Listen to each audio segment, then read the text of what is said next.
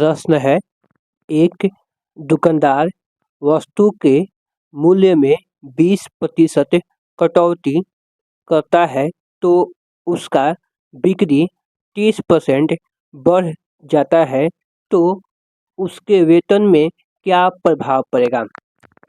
देखिए, ऐसे सवाल को बनाने के लिए हम लगाते हैं formula x plus y plus x into y बटे 100।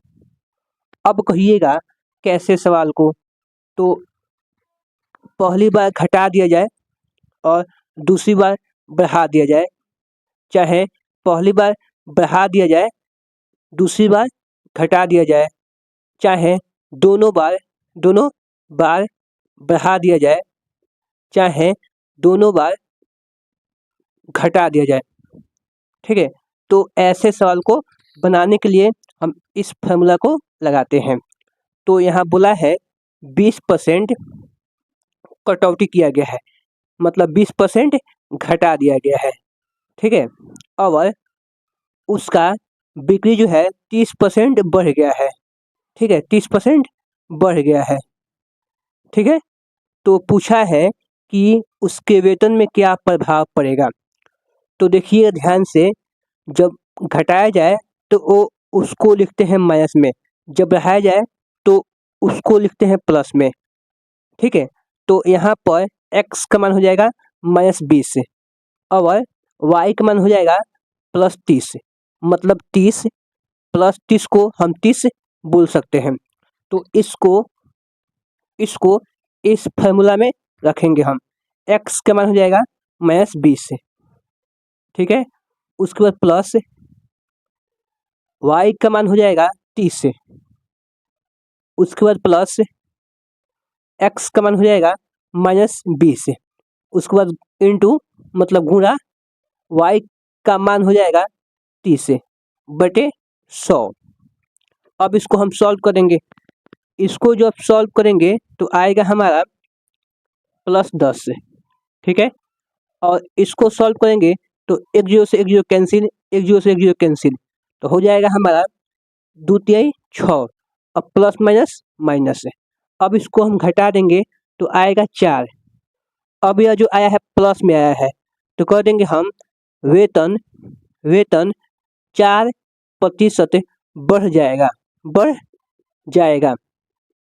ठीक है, अगर यही आता माइनस में तो हम कहते वेतन 4% घट जाएगा, लेकिन आया है प्लस में तो बोलेंगे हम वेतन 4% बढ़ जाएगा।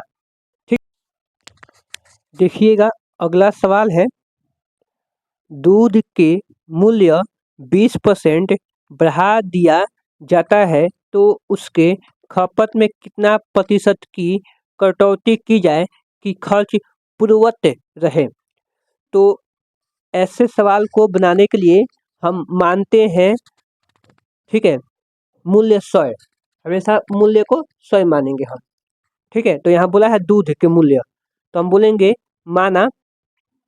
माना दूध का मूल्य इक्वल टू 100।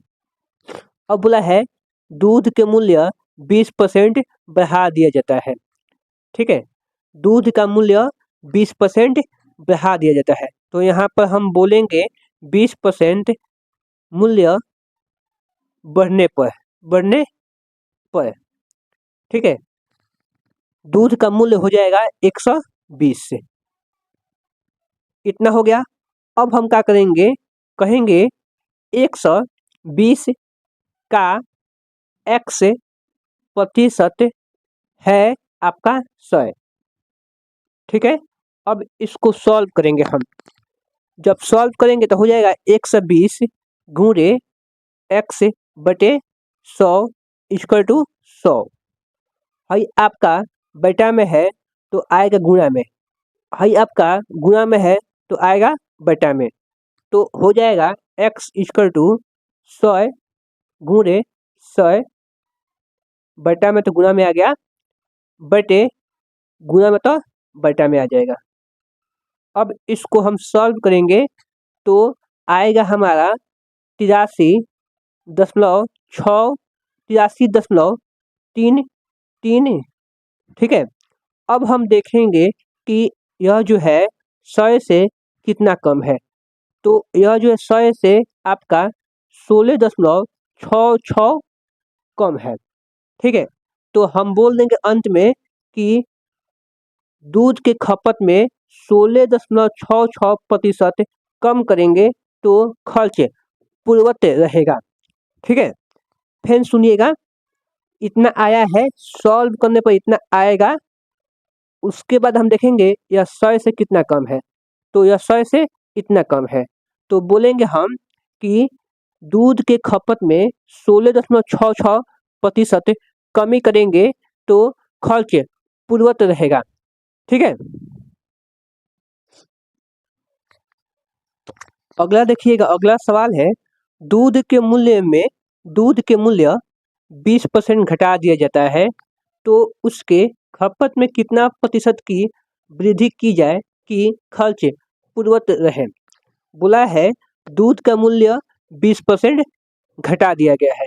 तो सबसे पहले हम मानेंगे, माना दूध का मूल्य इक्वल टू 100।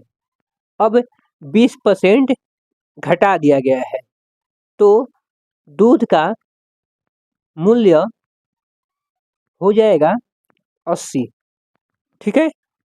अब हम बोलेंगे 80 का x प्रतिशत है आपका 100, ठीक है। अब इसको हम सॉल्व करेंगे तो हो जाएगा 80 गुणे x बटे 100 इक्वल टू 100। अब इसको और हम सॉल्व करेंगे तो यह जो है बटा में है आएगा गुणा में, यह गुणा में है आएगा बटा में, तो हो जाएगा x इक्वल टू 100 गुणे बटा में तो गुणा में आ जाएगा, बटे गुणा में तो बटा में आ जाएगा 80। अब इसको हम सॉल्व करेंगे तो एक जीरो से एक जीरो कैंसिल, फिर 2 के पहाड़ा में 4 बार में, 2 के पहाड़ा में 5 बार में, फिर 4 से 1 बार में, 4 से 25 बार में, तो गुणा करेंगे तो आएगा हमारा 125 से, ठीक है। अब हम देखेंगे कि यह जो है 100 से कितना अधिका है। तो यह 100 से 25 अधिका है, तो हम बोल देंगे दूध के खपत में 25% वृद्धि की जाए तो उसका खर्च पूर्ववत रहेगा, ठीक है। दोस्तों उम्मीद करता हूँ कि आपको यह वीडियो समझ में आया होगा। अगर वीडियो समझ में आया है तो वीडियो को लाइक और चैनल को सब्सक्राइब करें। वीडियो देखने के लिए धन्यवाद।